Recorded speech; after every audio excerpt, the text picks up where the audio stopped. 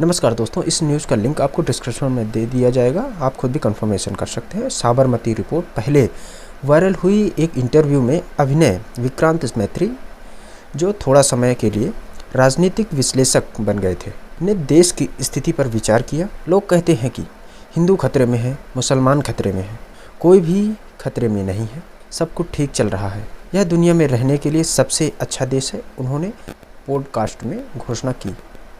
विवादास्पद रिलीज से पहले हिंदी फिल्म अभिनेताओं की घबराहट हमेशा देखने लायक होती है। यह एक ऐसा संतुलन है जिसे कोई जिम्नास्ट या स्लैक लाइनर नहीं समझ सकता।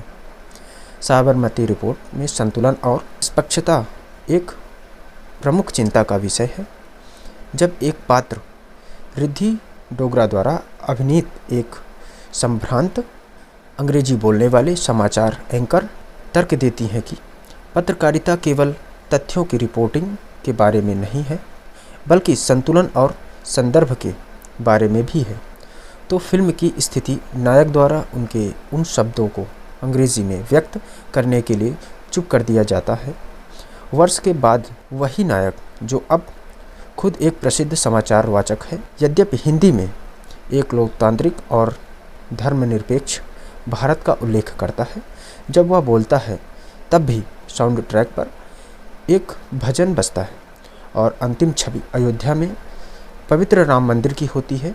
2002 में गोधरा ट्रेन अग्निकांड पर आधारित इस त्रासदी में 59 लोग मारे गए थे, जिनमें से अधिकतम हिंदू थे। अयोध्या में एक समारोह से लौट रहे तीर्थयात्रियों और कार सेवकों की आग में जलकर मौत हो गई। द साबरमती रिपोर्ट समकालीन हिंदी राजनीतिक फिल्मों की भीड़ भरी शैली में देर से आई है। हाल ही में द कश्मीर फाइल और द केरला स्टोरी जैसे शीर्षक सुविधाजनक भड़काऊ कथाएं, जो तीखे संवेदनाओं को भड़काने के लिए तथ्यों को चुन चुनकर पेश करती है, सफलता का एक निश्चित सूत्र प्रतीत होता है। फिर भी 2024 में आम चुनाव नतीजे बहुत पहले आ चुके हैं, इसीलिए थकान का असर होने लगता है।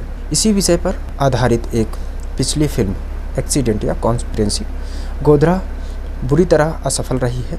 साबरमती रिपोर्ट को पहले मई में रिलीज़ किया जाना था, लेकिन देरी और फिर से शूटिंग के बाद यह फिल्म वर्ष के अंत में रिलीज़ हो रही है। समर विक्रांत मैसी एक छोटा मोटा रिपोर्ट जो फिल्म लॉन्च पर मूर्खतापूर्ण सवाल पूछता है। गोधरा की घटना के बाद में उनके निष्कर्षों के बाद अवसाद और शराब की लत में पड़ जाता है।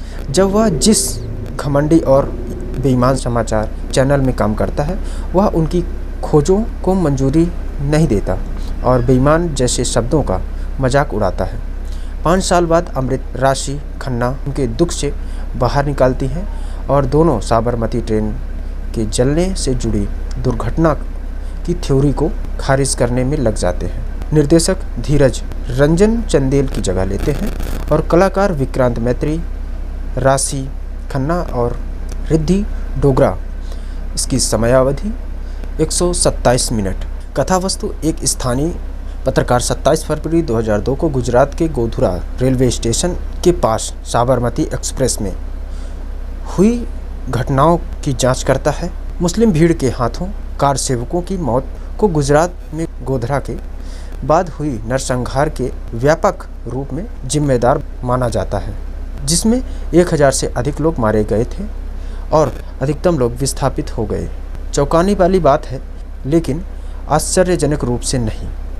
कहानी का एक पहलू साबरमती रिपोर्ट में बहुत कम महत्व रखता है, हालांकि 2 पत्रकारों की दृष्टिकोण से वर्णित जो शायद ही कभी दंगों पर चर्चा करते हैं। फिल्म अनिवार्य रूप से नानावटी मेहता आयोजक की रिपोर्ट का नाटकीय रूपांतरण है। गुजरात के तत्कालीन राज्य सरकार द्वारा गठित पैनल में 2008 में एक अंतरिम रिपोर्ट प्रस्तुत की, जिसमें ट्रेन की घटना को सुनियोजित साजिश का कार्य घोषित किया गया। यह केंद्रीय रेल मंत्रालय द्वारा दायर एक पूर्व रिपोर्ट के विपरीत था, जिसमें इसे दुर्घटना कहा गया था। गोधरा त्रासदी और उसके बाद हुई हिंसा दोनों की रिपोर्ट अंग्रेजी और स्थानीय प्रेस में छपी थी। नानावटी की रिपोर्ट में इसमें से कई का हवाला दिया गया है, हालांकि फिल्म के अनुसार ऐसा नहीं था।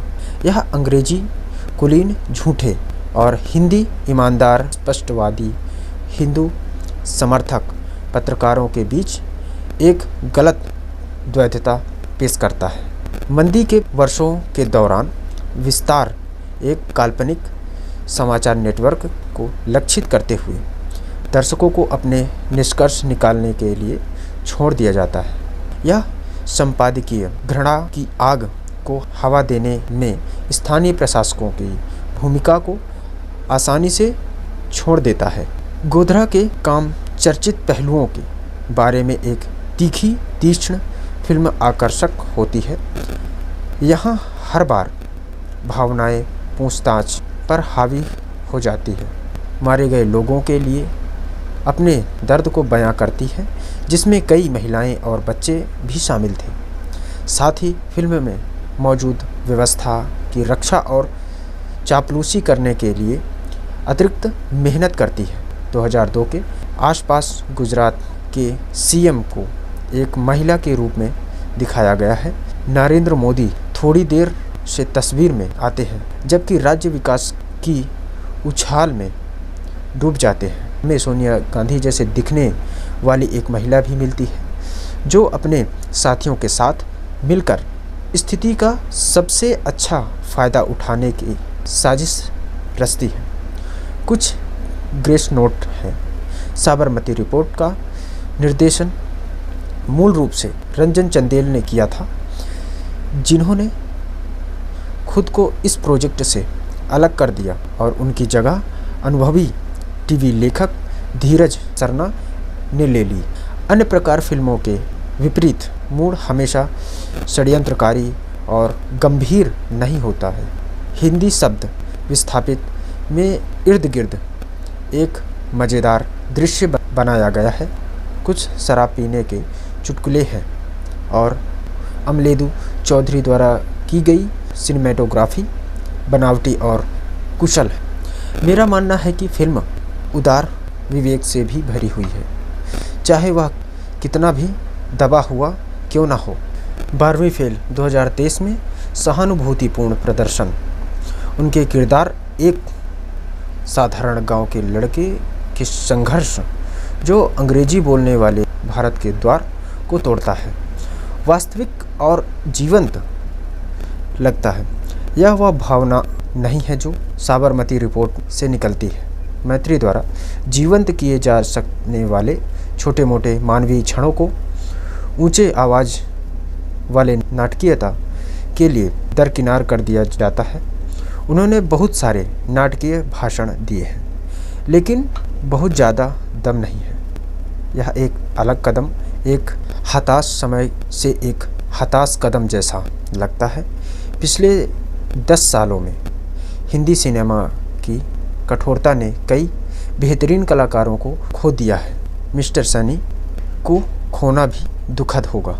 इस पूरे लेख को शिलाजीत मित्र द्वारा प्रकाशित किया गया है। वीडियो को लाइक और चैनल को सब्सक्राइब जरूर कर लें। धन्यवाद।